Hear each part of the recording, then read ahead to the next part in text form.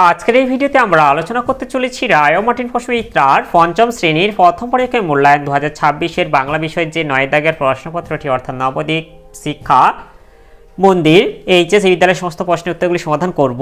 প্রশ্নপত্র সমাধান করে বলে দিই, তোমরা যারা আমাদের চ্যানেলে নতুন অবশ্যই চ্যানেলটি সাবস্ক্রাইব করে পাশে থাকা বেল আইকনটি অল করে দেবে। প্রথমে একের দাগে আছে সঠিক উত্তরটি নির্বাচন করে নিয়ে লেখো। একের এক আছে বুনোহাস গল্পের ঘটনাস্থল, এটা বে ভারতের লাদাখ। এরপরে একের দুই আছে সুরবীর ছিলেন একজন, এটা বে আদিবাসী রাজা। এরপর একের তিন পাখির কাছে ফুলের কাছে কবিতায় কোথায় কাব্য হবে, এটা বে রক্তজোবার ঝোপের কাছে। এরপরে একের চার হাবু থানায় গিয়েছিল, এটা বে অভিযোগ জানাতে। এরপর একের পাঁচ আচ্ছাদন শব্দটি সন্ধি বিচ্ছেদ হলো, এটা বে আযুক্ত ছাদন। এরপরে একের ছয় আছে তিনি আমাকে গল্পের বই দিলেন, এখানে দিলেন শব্দটি এটা বে ক্রিয়াপদ।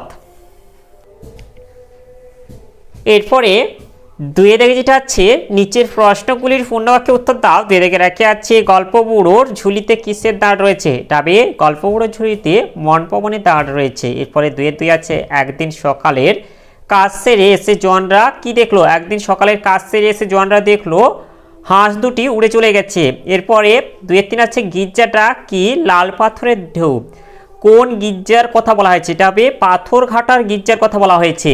এরপরে দুয়ের চার আছে এতোয়া ওসব বিশ্বাস করে না, কোন কথা এতোয়া বিশ্বাস করে না, এটা হবে সুবর্ণরেখার জলে নাকি সোনার রেণু পাওয়া যায়, এই কথা এতোয়া বিশ্বাস করে না। এরপরে দুয়ের পাঁচ এটা আছে হাবু কাকে সারাদিন রাত ডাকতো, এটা হবে হাবু ভগবানকে সারাদিন রাত ডাকতো। এরপর দুয়ের ছয় আছে ব্যঞ্জন সন্ধি কাকে বলে, এর উত্তরটি হলো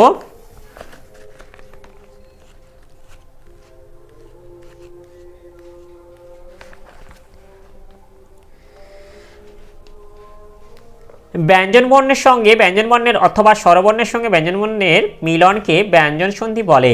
যেমন আকাশে অনেক উজ্জ্বল নক্ষত্র জ্বলজ্বল করছে।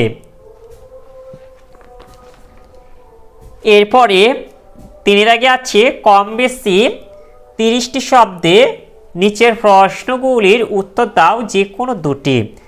তিনের আগে একইটা আছে তাতেই আমরা হেরে গেলাম, কাদের পরাজয় হয়েছিল, কেন তাদের পরাজয় হয়েছিল, এর উত্তরটি হলো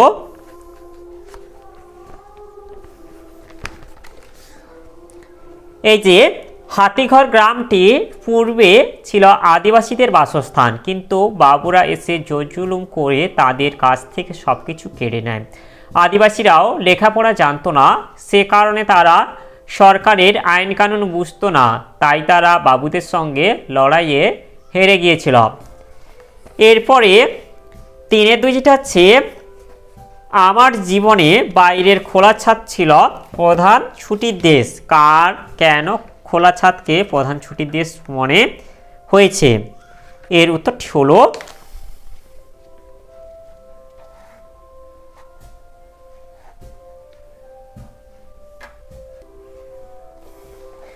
এই যে এর উত্তরটি আমরা এখান থেকে বলে দেব, এটা হবে বালক রবীন্দ্রনাথের হবে। এরপর লিখবে যে রবীন্দ্রনাথ ঠাকুর ছেলেবেলায় চাকরদের অধীনে থাকতেন, ঠাকুর বাড়ির ত্রিসীমানার বাইরে যাওয়া তো দূরের কথা, চাকরদের মহলের বাইরে যাওয়াও তাদের নিষিদ্ধ ছিল, তাই বাড়ির বাইরের প্রকৃতিকে তিনি একমাত্র বাড়ির ছাদে গেলেই দেখতে পেতেন। এ কারণে খোলা ছাদ ছুটির দেশের আনন্দ নিয়ে আসতো বালক রবির জীবনে, তাই খোলা ছাদকে প্রধান ছুটির দেশ মনে হয়েছে।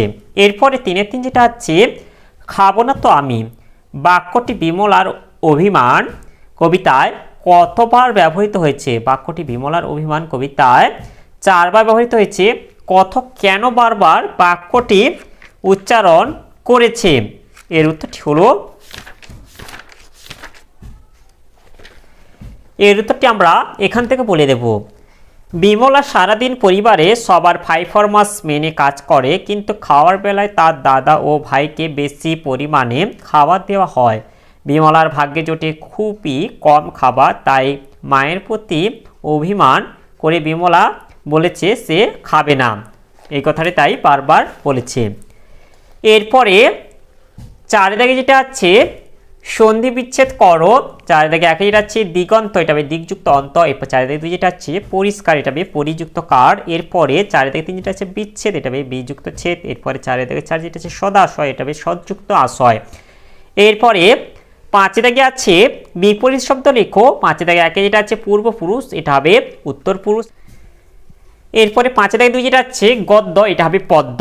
তাহলে আজকের ভিডিওতে আমরা পঞ্চম শ্রেণী বাংলা বিষয়ের যে 9 দাগের প্রশ্নপত্রটি ছিল তা সমাধান করলাম। আর ভিডিওটি শেষ করার আগে বলে দিই, তোমরা যারা এখনো পর্যন্ত আমার চ্যানেলটিকে সাবস্ক্রাইব করোনি অবশ্যই চ্যানেলটি সাবস্ক্রাইব করে নেবে এবং ভিডিওটিকে লাইক, কমেন্ট ও শেয়ার করে দেবে।